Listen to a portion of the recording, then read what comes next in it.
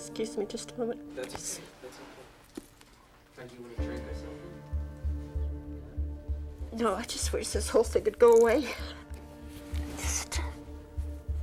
It doesn't go away. Most certainly the people who have this information, for the most part, would love to share it with their loved ones, to share it with their grandchildren, to share it with humanity in general. We're not paid a penny for anything. I'm hoping that they will someday release the information. It's information of such great consequence that it's something that should be shared by all humanity. It's not something that should be limited to a privileged few within the United States government. The only reason we're doing this is to try and get as much of the truth out as we can while some of us are still alive. Well, now, Doctor, could they be hallucinations or some other misrepresented objects?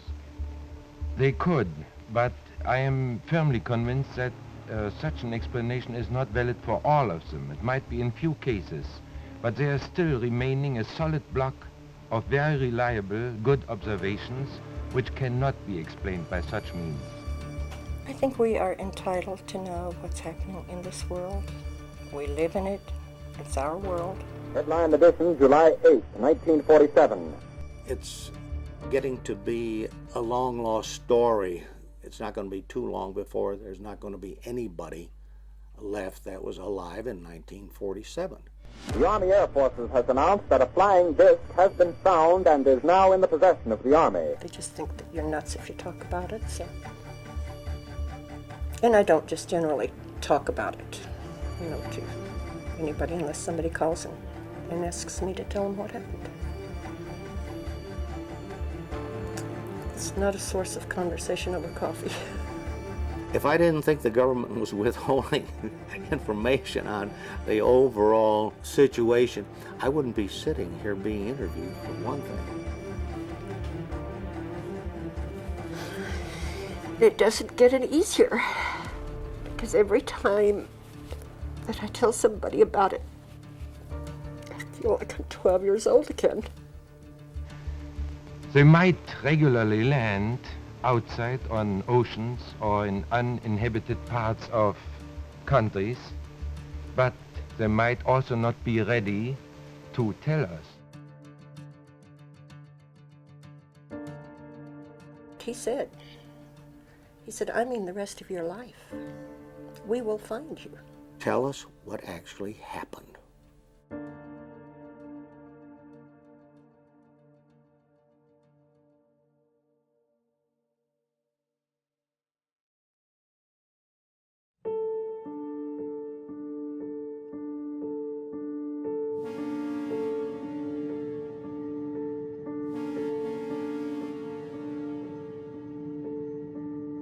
Well, finally got back home.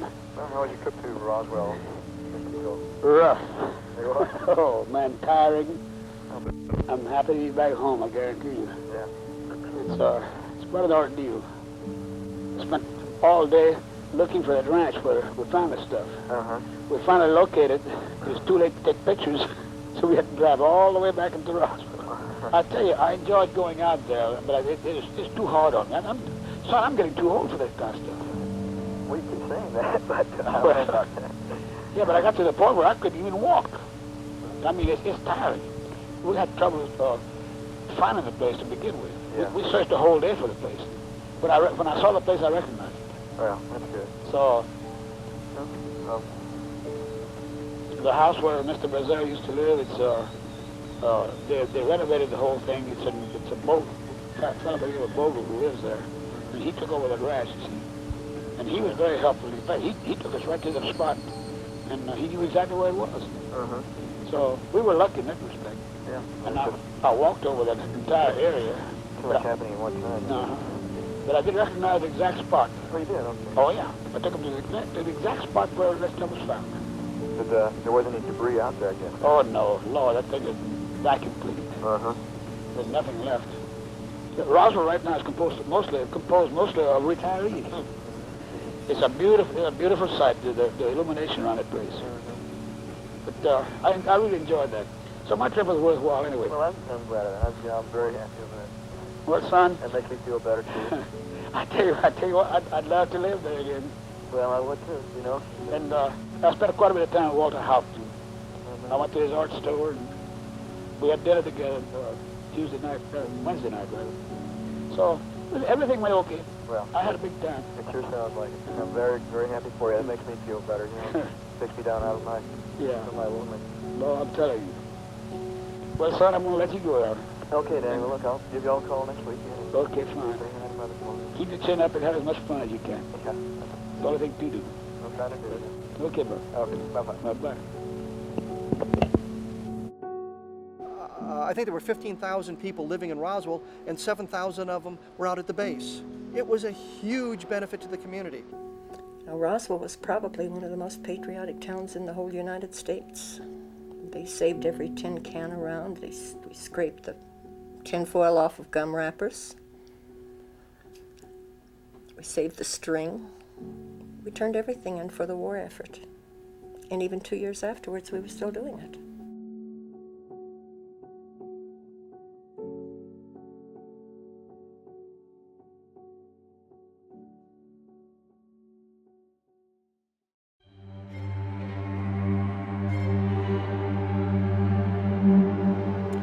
The sequence of events, as I've been able to establish them in my mind, is you've got radar sightings taking place early in July, 1st, 2nd, 3rd of July. You've got people watching this thing with great interest. I mean, here we are over the site where the atomic bomb was detonated in 1945. Atomic research still continues, the 509th Bomb Group, and rockets being launched from Alamogordo. So it's an area of high interest, especially to a space traveling race. Friday, July 4th, the object disappears from the scopes. There's reason to suspect it's down. The next morning, we've got an archaeology team out there. We also have a man and a woman. This story now begins like every science fiction movie you've ever seen. I've got a couple out in the desert. She's married, he's not. They're not supposed to be there. The thing roars overhead and slams into the ground. They look at it the night before, but they're so drunk, they don't do anything about it. The next morning, they sneak back to see what's going on. About the time the archaeology team shows up, the archaeologists send someone back to call the sheriff. Sheriff alerts the 509th Bomb Group. We've got trucks coming in on the morning of July 5th, a military cordon going up around the area here close to Roswell. And this is what's critical. Why do you put up guards on the roads right off Highway 285 just north of town if all you've got is the debris field some 75 miles northwest? You don't need to do that. If the craft impacts much closer to Roswell, then the guards make perfect sense. You want to keep people out of the area. The team picks up the bodies at that location. They're brought back to Hangar 84. The debris is brought back to this area. It's transported out on the night of July 5th. The next day, they're sitting around congratulating themselves. Aren't we bright? We got this thing contained. Nobody knows what's happened. Mac Brazel shows up at the sheriff's office with a box full of the debris. Clearly, this is something else.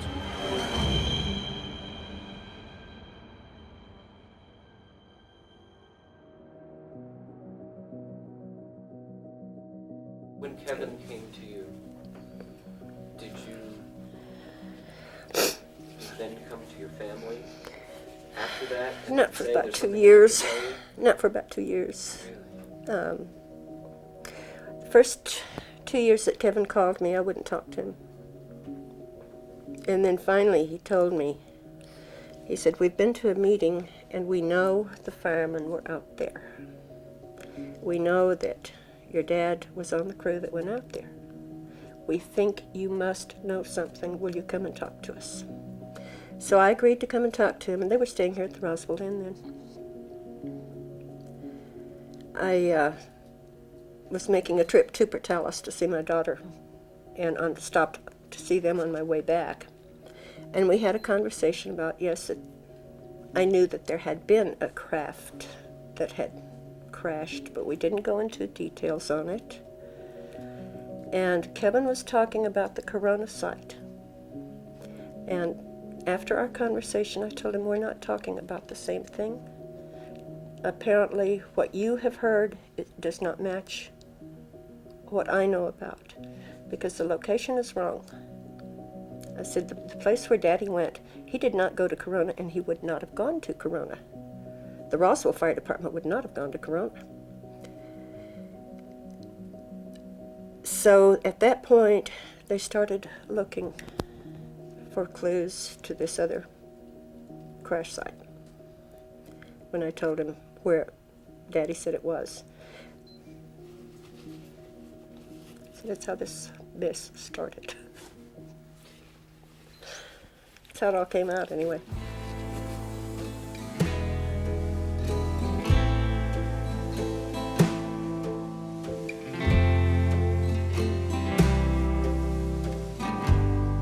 My name is Frankie Rowe, R-O-W-E.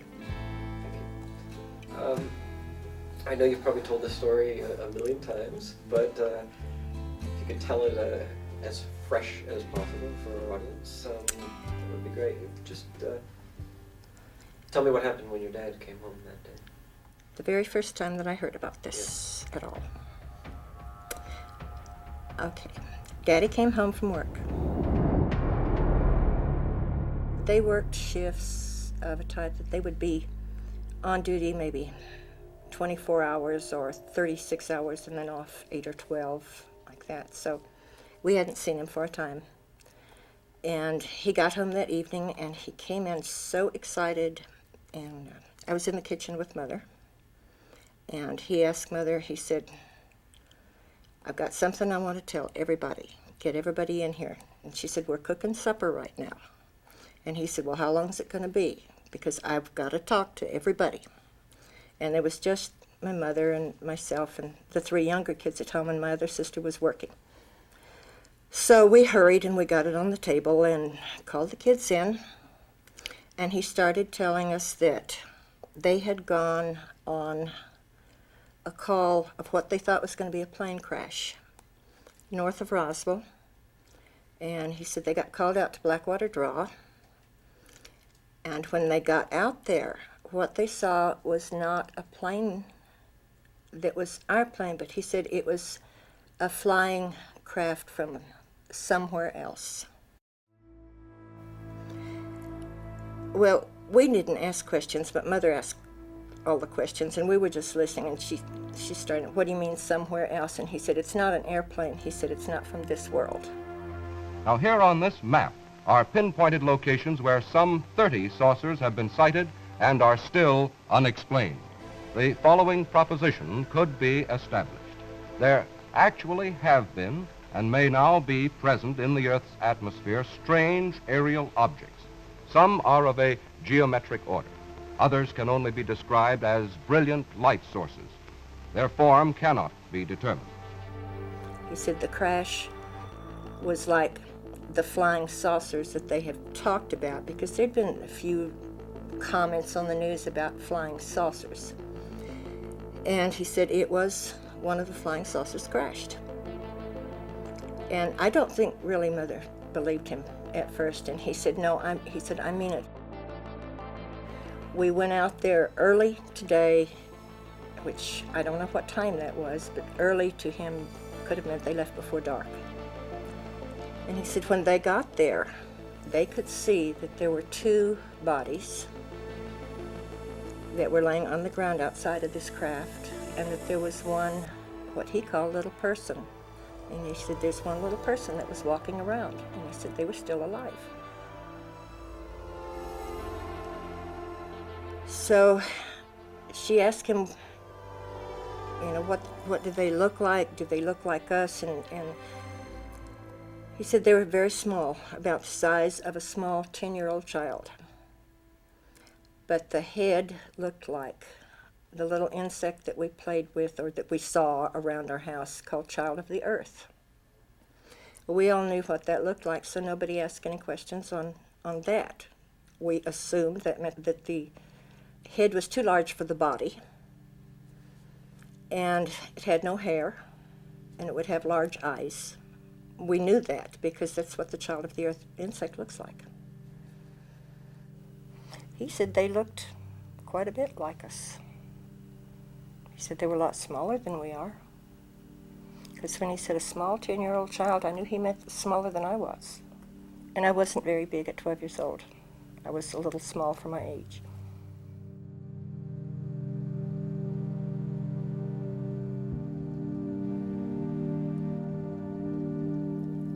And he said that the other two were dead and that this one that was alive was very sad. But he emphasized and he kept saying, there's no need for us to be afraid. They're not here to hurt us. And he said, we couldn't help them. And he was more upset over the fact that they couldn't help this little person. And that's something he really felt badly, that he couldn't help this one that was alive.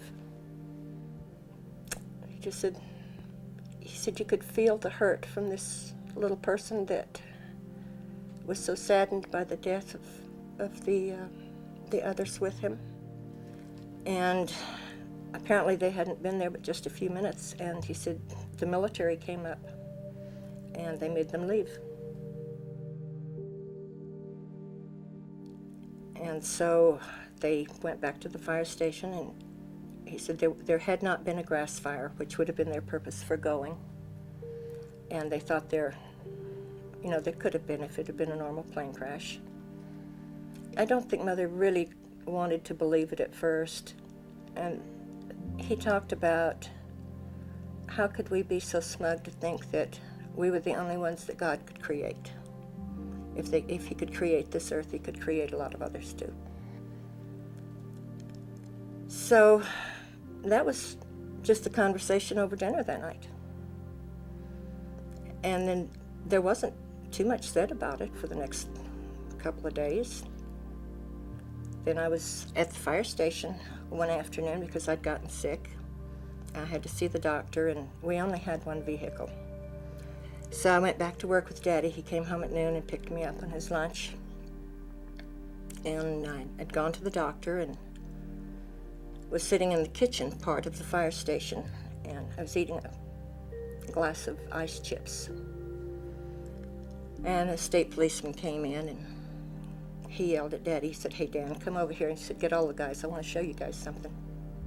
The state policeman reached into his pocket, and he said, "I don't think you guys got to see anything like this the other day." And he pulled his hand out of his pocket, and it was closed up.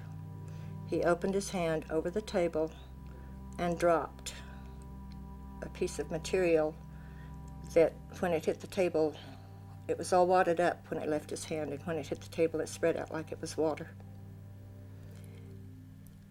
And they were asking him, how'd you get by with this? And he said, well, he had helped with some of the pickup of debris, and he had managed to sneak that one piece in his pocket. He said, I don't know how long I'll get to keep this before I get caught, because he said everybody they catch, they're taking away whatever they've got. Last count, I had spoken to around 4 dozen people who handled various aspects of the debris. The most dramatic is the foil-like material that you could wad up in a ball and let it go and it would unfold itself.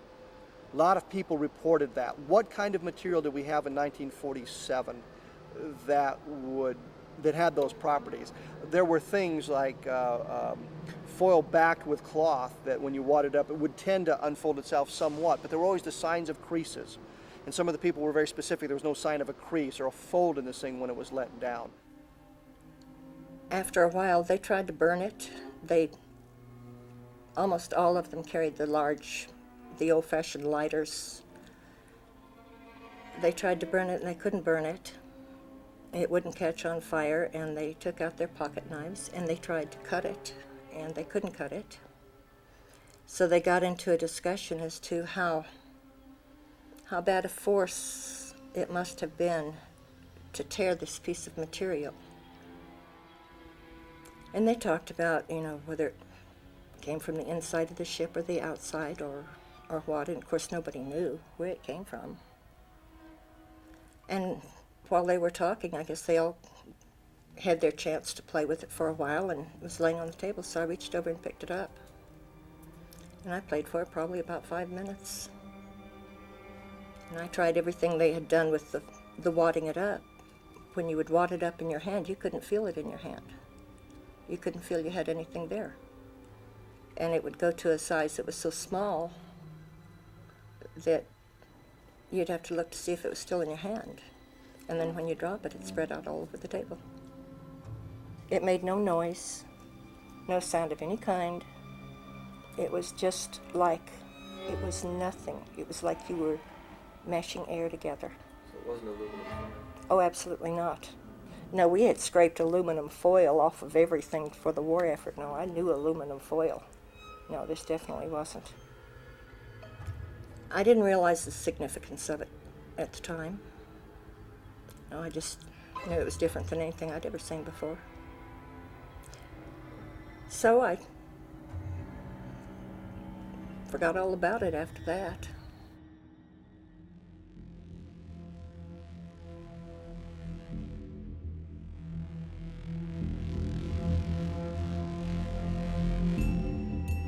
Something came down during the first week of July 1947 on what's known as the Foster Ranch.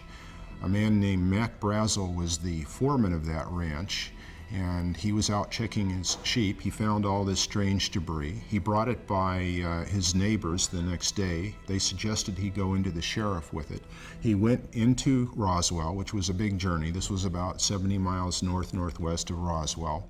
The sheriff, George Wilcox, called the local air base, Roswell Army Airfield. 2 officers were dispatched, Jesse Marcel Sr. and Sheraton Cabot, a CIC officer. Mac Brazel shows him the debris field. Clearly it's just metallic debris. Question I posed to a number of people, why didn't they react differently? And the answer's always been, because they knew there was only one. They knew there was a single craft, they knew there was a single crash. They had it all contained, they took a calculated risk. Mac Brazel found some of the same stuff, but they knew it wasn't a craft itself, they knew it was just debris. They loaded pieces of debris into the Jeep. By the time he got back to the vicinity of the airbase, it was close to midnight. He stopped by his house to show his wife and 11-year-old son, Jesse Jr., this unusual debris. Well, Jesse Jr. now is an MD. He's a colonel in the Montana Air National Guard. He's a helicopter pilot. I understand he flew choppers in Vietnam. Very stable individual. The type of person that is seeking no notoriety, has no axe to grind on this. I think to a great extent he participates in these things to see if he can help get the truth out. I think this is what a bulk of us are doing. We're not, we have nothing to gain by doing this. My father was on the intelligence team at the Roswell Army Airfield, and it was his job to look at what they thought was a crashed aircraft or crashed something out there out of Roswell. When he came in, he was very excited. He woke my mother and myself up at must have been 1 or 2 o'clock in the morning, and he wanted us to see what he was bringing in from the field. And he said, this is parts of a flying saucer, and it was all brought in and spread out on the kitchen floor, and we just looked at it. You know, I picked up this particular I-beam and held it up to my upper left to look at it with the kitchen light reflecting on the inner surface, and that's when I saw the writing or the symbols of some sort. I thought at first, this is hieroglyphics or some kind of writing like that. It certainly looked alien to me.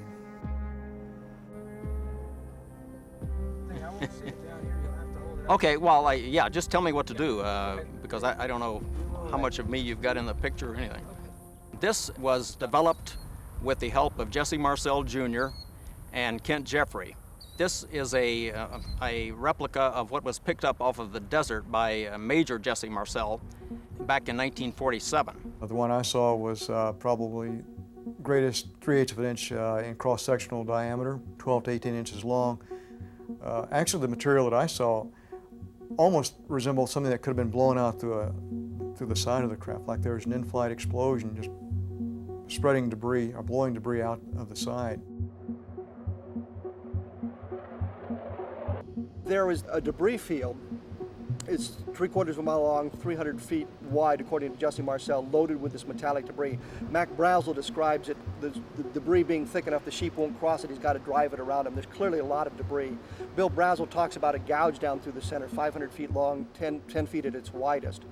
We don't pretend to understand the mechanism of the shedding of this massive amount of debris in one area and the craft impacting much closer to Roswell. It's a much smaller craft, 15 to 20 feet wide, maybe 25 feet long, more or less intact. There seems to be some sort of damage to it, and there was some debris scattered on the impact site itself.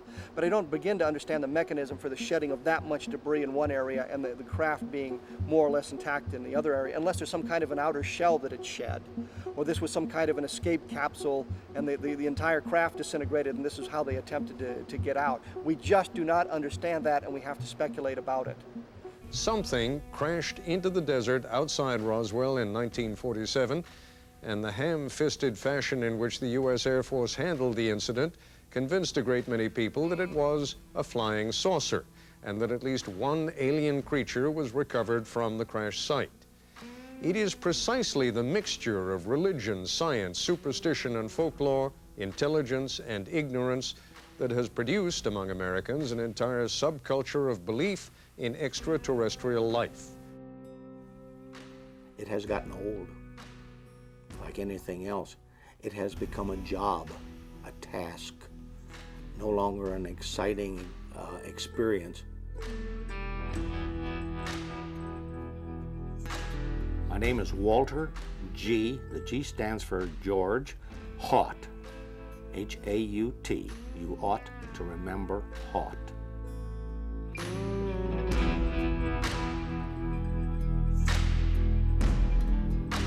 I'm not the only one. There are other people that have been involved in this that are in the same position. We're not paid a penny for anything. The only reason we're doing this is to try and get as much of the truth out as we can while some of us are still alive. You got to look at the age group that was out at the base at that time. So many of the people that have been doing the legwork, so to speak, were in their 20s. I was one of them. At the base, I was a crew member, navigator bombardier. That was my primary duty assignment. My secondary was as public relations officer for Roswell Army Airfield and the 509th Bomb Group. The 509th Bomb Group, incidentally, was a very elite group. It was the only atomic bomb group in the world at the time. The 509th Bomb Group was originally organized during World War II. Their mission was to drop the atomic bombs on Japan.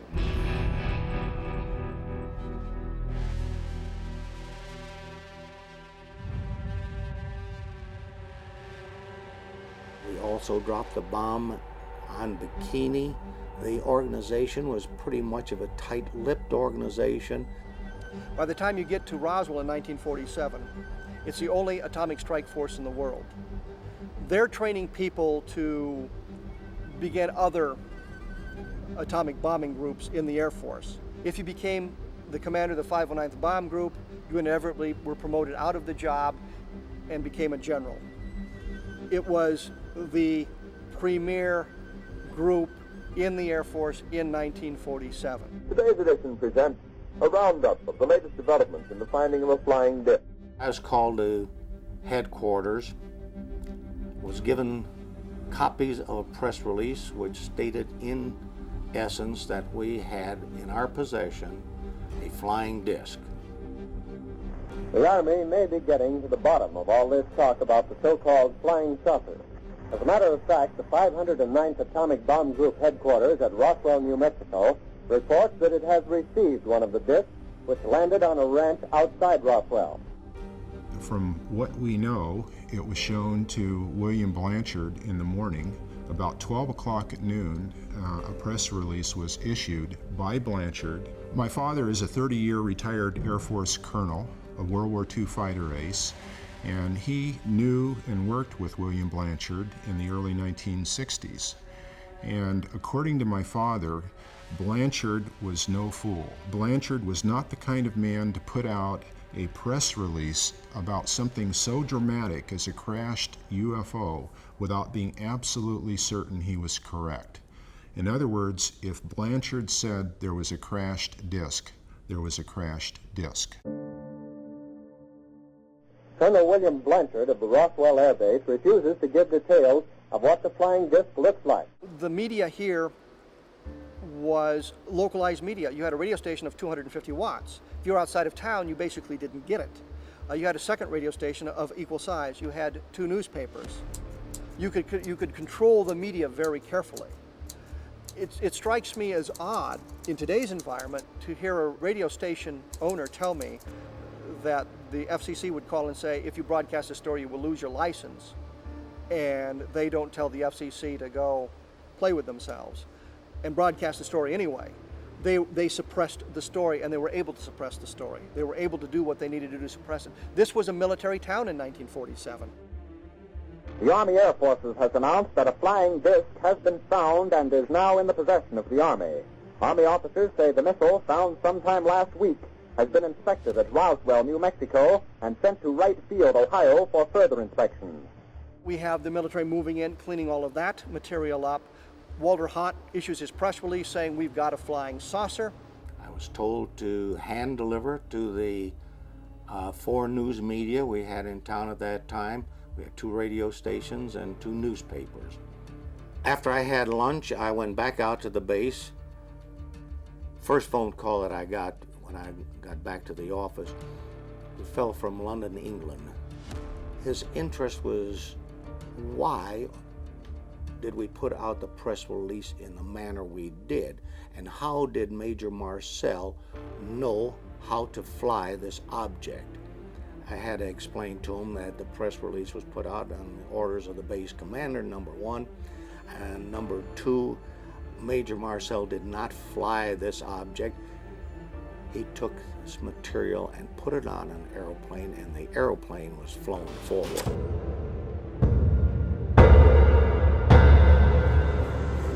The phone rang and rang and rang and rang until I would guess somewhere around 4:30, as I got home somewhere around 5 o'clock. That was the end of it. The next morning, when I went out and picked up the newspaper, it said that headline that General Ramey emptied our saucer. The story was done.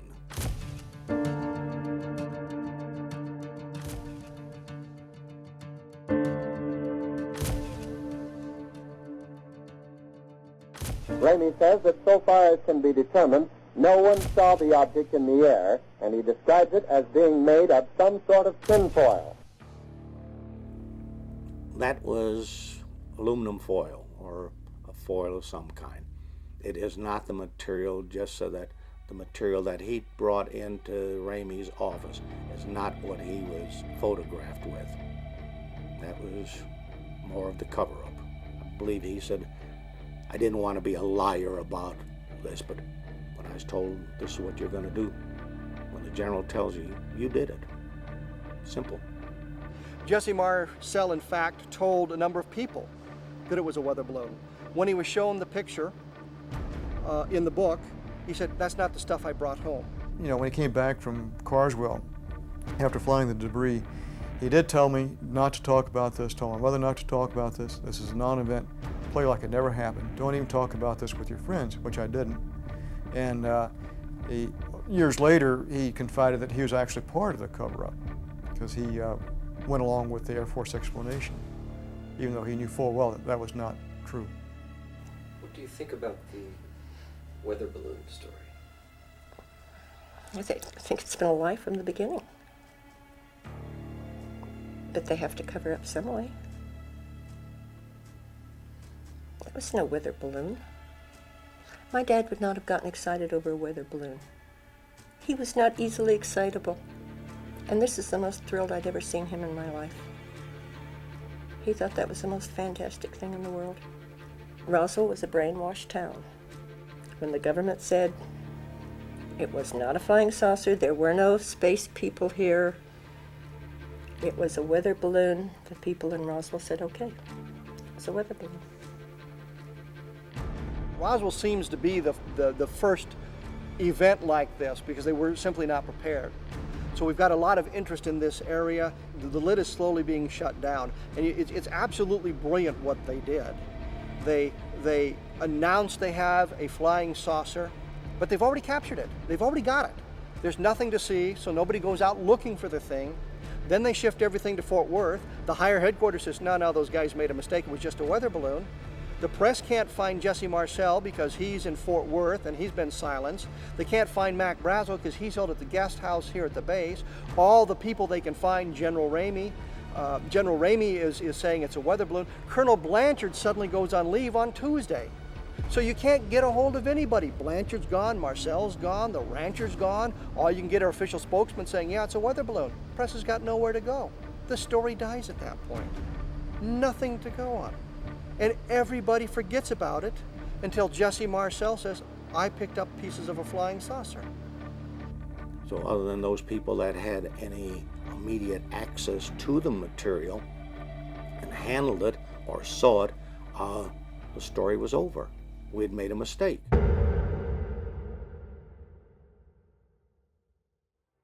Fear will do a lot of things. And that was fear. In 1947, it was much easier to intimidate a child than it is in today's world. We were not exposed to things like TV. We didn't have a TV in 1947. And it was just, we were a very patriotic town. If we were told you don't do something for government safety, the safety of your country, we didn't do it.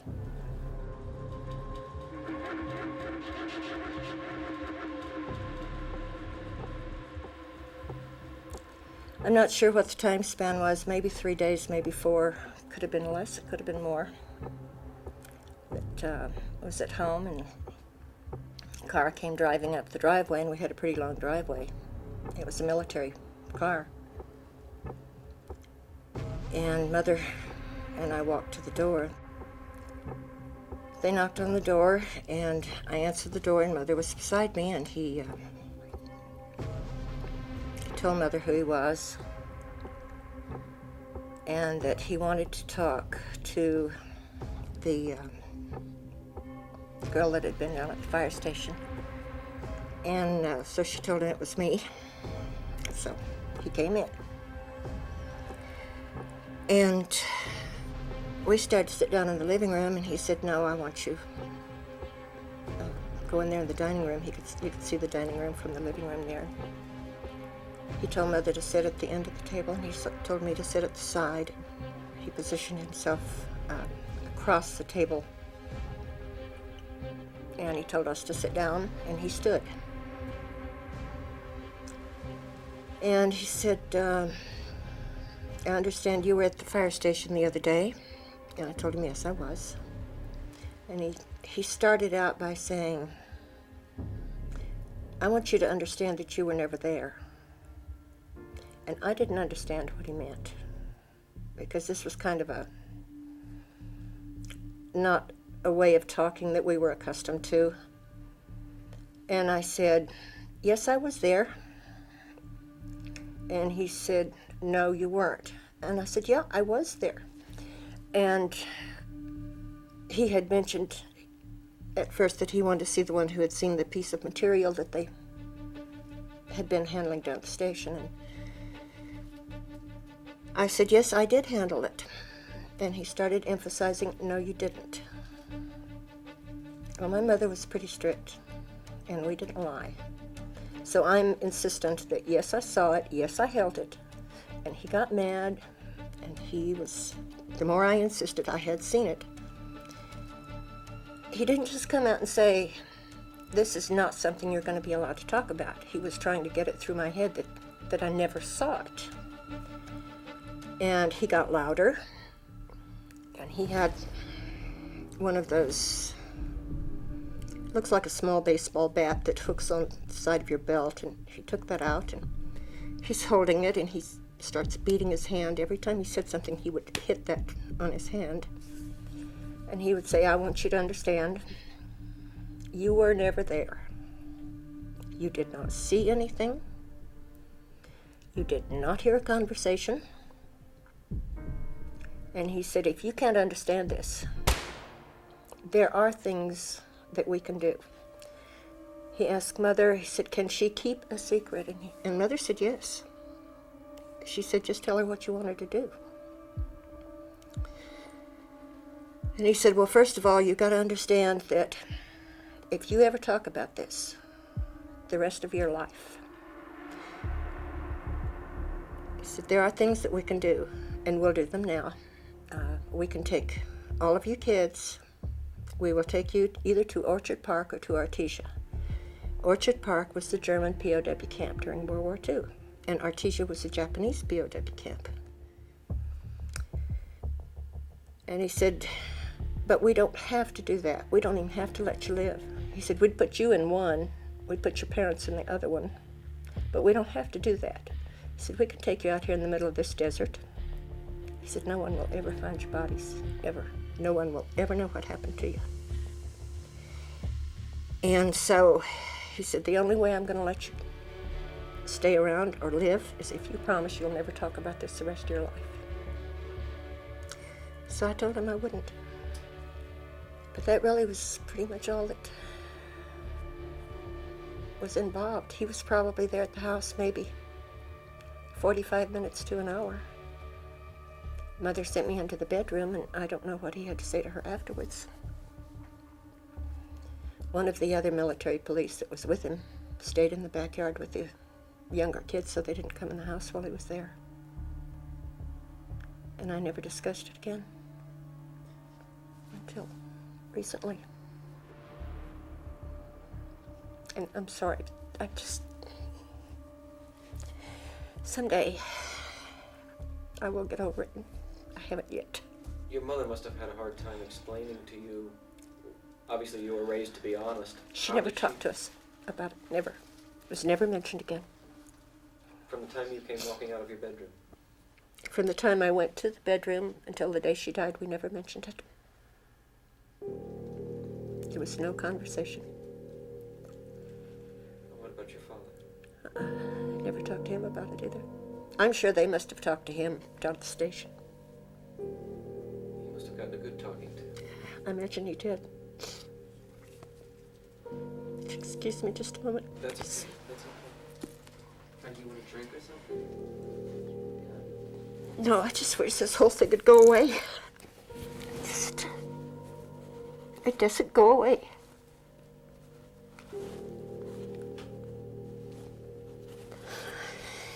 And it doesn't get any easier, because every time that I tell somebody about it, I feel like I'm 12 years old again. I can see the guy standing there with his sunglasses on, and he never took his hat off, and he never took his sunglasses off, beating his hand with that stick and threatening us. And at the time he did it, it was okay. Because we'd been through the war, we understood, and I didn't realize it was intimidation. I had no idea what it was until probably the last 5 years, actually. Because I never talked about it again. I never mentioned it to anybody. When this all came out and my kids found out about it, they were really upset with me. Why? Because I never told them about it. A husband who was very upset with me about it too, because I never told him about it. And what was it that made you finally talk about it? Kevin Randall. If we had Frankie Rowe's story stand alone, I would be bothered by it.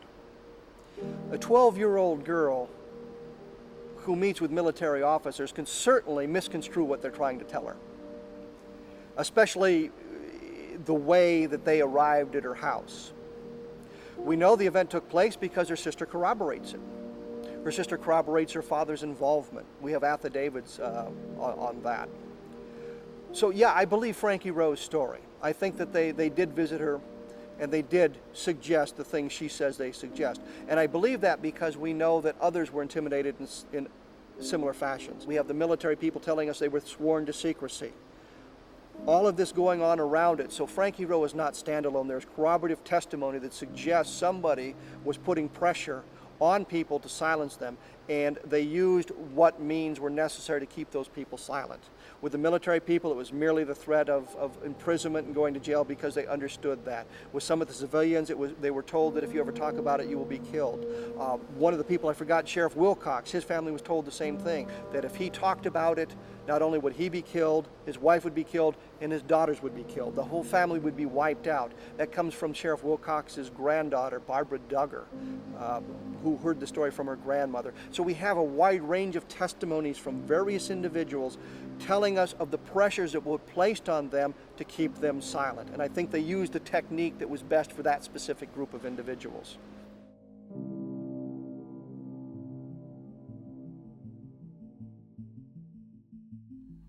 The material that was found out on the debris field was secondary to the crash of the actual object on the night of the 4th of July.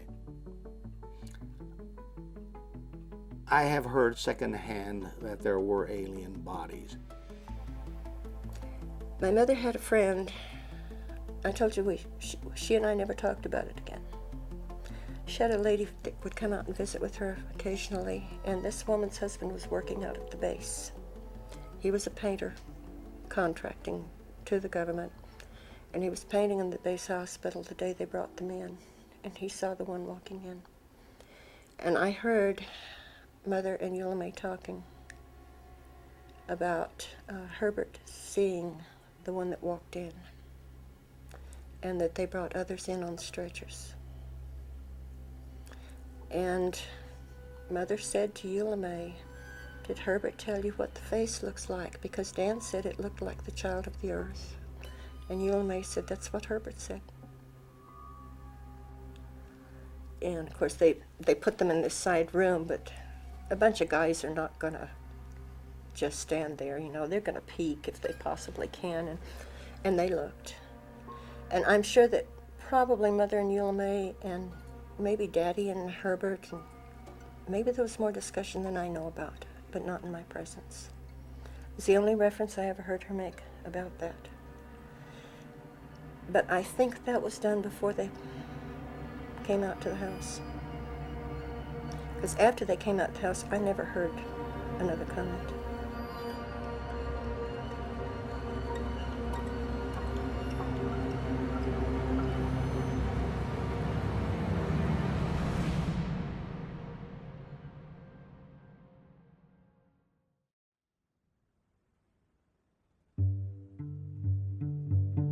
The U.S. Air Force is about to tell us what it says happened. We're going over to the Pentagon now, where Colonel John Haynes of the U.S. Air Force will tell us Good afternoon, what ladies and happened. gentlemen. For some bizarre reason, the Air Force, which whenever you queried it about UFOs said we have no interest in UFOs, if you feel threatened by them, contact the local law enforcement, decided they were going to reinvestigate the Roswell case. The conclusion of the first report left no doubt that what was recovered near Roswell, New Mexico in July 1947 was debris from a formerly top-secret Army Air Forces research project, code-named Mogul.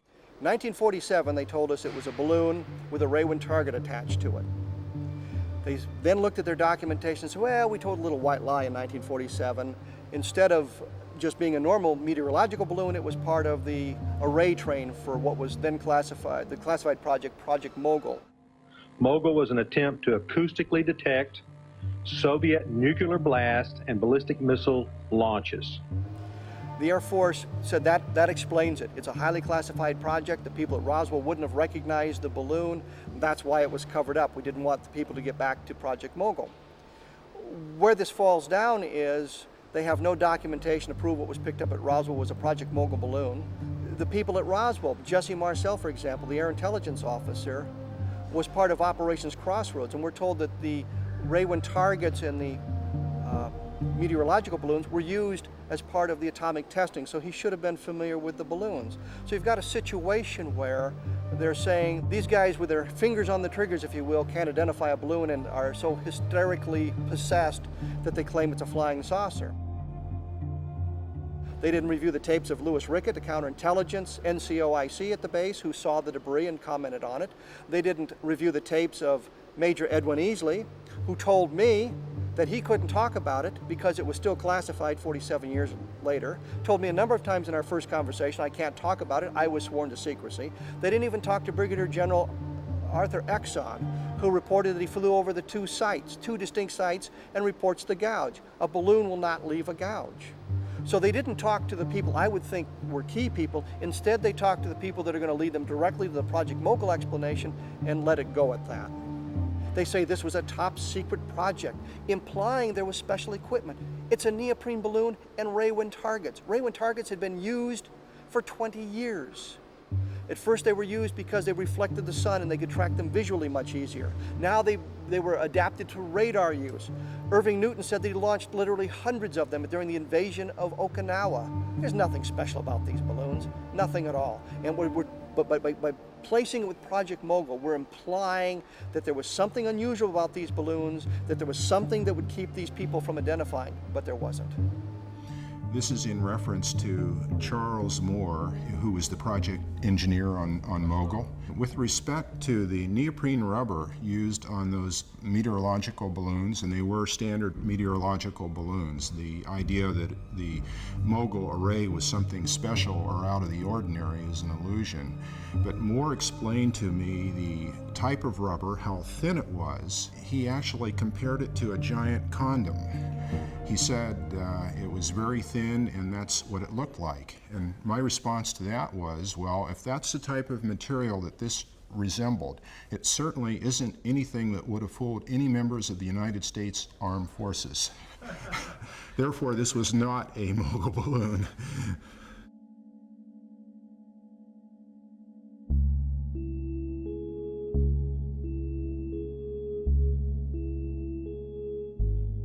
I don't know that the Air Force has ever explained what took them so long to say this is the explanation, if this is the explanation. When I sent the first request to the Secretary of Defense for a response about the Roswell incident, in view of the fact that there were these accusations, essentially of a government cover-up, the response I got was a very terse letter that said in about a sentence or two from the Air Force, we referred your letter to the National Archives, and that's all it said. The National Archives then said, we don't have any information about the Roswell incident, which I was convinced the Defense Department had to know before they were sending me there. So in other words, I thought I was getting the runaround. They believe that the records, in fact, were destroyed more than 4 decades ago. So there's not an individual on the job now we can just call up and say, what happened to these records? And so the GAO has simply no further recommendations or ideas on how to go farther. The only records we're talking about being destroyed are communications from Roswell Army Airfield, 509th, only atomic bombing group in the world, out moving messages. How about the analysis of the materials? How about the autopsy reports? How about the eyewitness testimony from those who stood guard, those who carried it, those who tested it at various government labs? There ought to be a ton of other paper. What happened to those? What happened to the one that was alive? I'm positive that there's information being withheld from the public domain concerning the Roswell event.